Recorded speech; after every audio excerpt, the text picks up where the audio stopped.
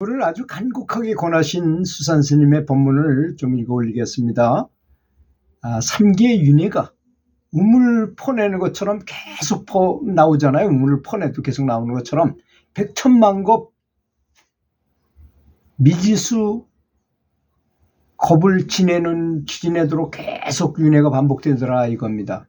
그러니 지금 사람의 몸으로 태어난 지금 이 생에 내가 나를 제도하지 못한다면 다시 어느 생에 뭐가 될지도 모르고 어떻게 될지도 모르는 입장에서 언제 어느 생에 제도할 것인가 하는 법문이 있다고 합니다.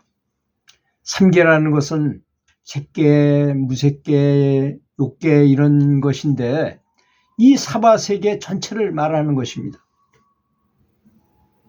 우리 인간을 6하늘을 엎어서 욕계, 욕심내는 세계라 하고 그 위에는 색계, 욕심도 없고 무색계, 물체, 즉 몸뚱이가 있는 세계라고 하는 색깔에 있는 세계라 하고 또 그 위에 또 네 하늘은 무색계라고 해서 몸뚱이가 없고 정신세계만 있는 세계를 말하는 것입니다. 그런데 하늘의 복은 인간의 비하면 여러 만배, 수만 배인 것입니다. 수명이 길고 복이 많은 것은 복을 내가 지은 결과라. 복이 닿으면 다시 또 윤회해서 악도에 떨어지고 삼계의 불집이라는 이 삼계가 불타는 집이라고 하는 것은 이유가 거기에 있는 것입니다. 항상 여기 죽어서 저기에 나고 나면 다시 죽고 고통을 면할 수 없다고 하는 것입니다. 더군다나 가장 나쁘다는 사막도 지옥 나가기 축생이잖아요. 그 사막도의 고통은 말할 수 없이 무서운데 지옥은 들어가게 되면 만사만생이라.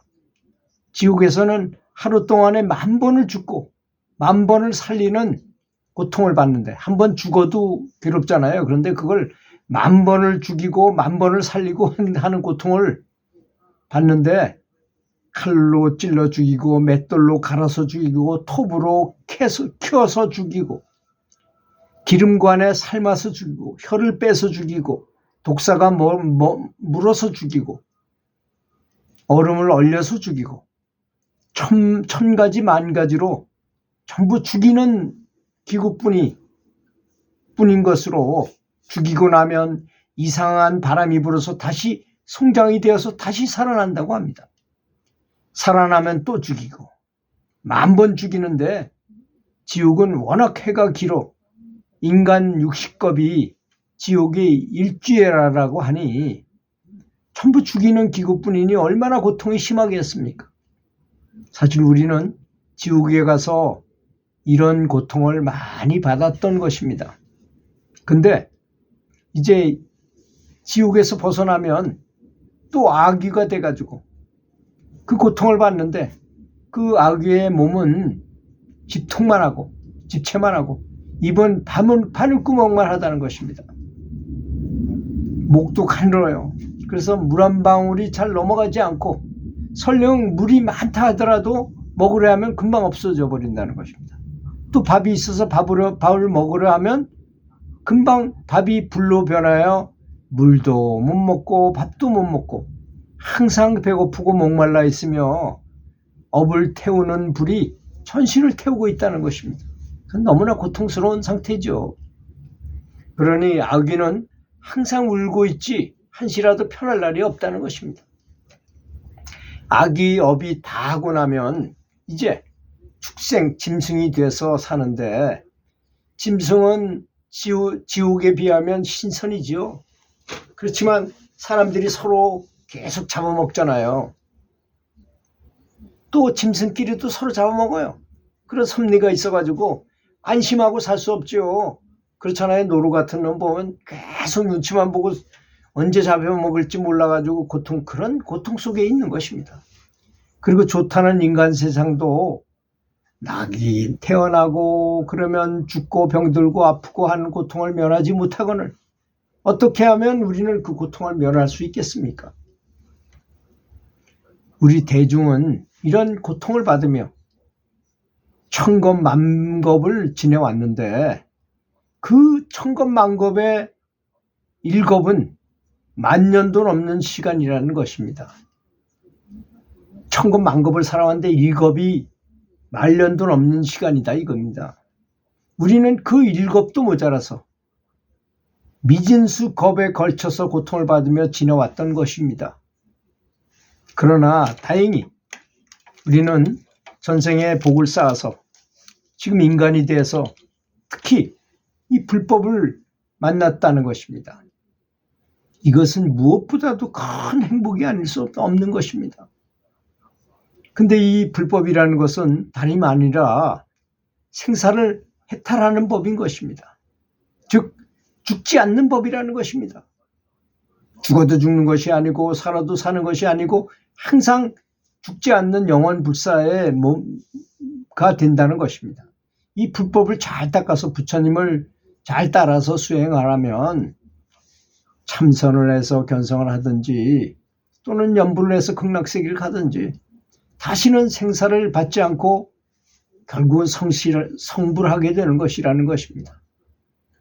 그런데 그렇지 못하고 다시 생사윤회의 수레바퀴에 빠져 지옥으로 가든지 악도에 떨어진다고 사막도에 떨어진다고 하면 다시 여러 억천만겁으로 고생을 해서 다시 태어나지도 못한다는 것입니다.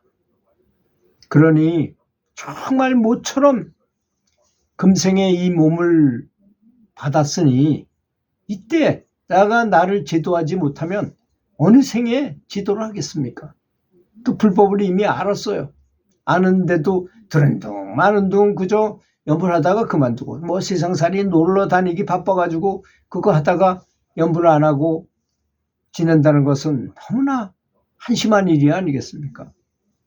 금생에 잘못해서 실수하면 한 번 미끄러지면 1000번 만번 미끄러지는 법입니다. 나쁜 것도 자꾸 하다 보면 버릇이 돼가지고 습관이 돼버리면 나중에 본인도 헤어나질 못하는 것입니다.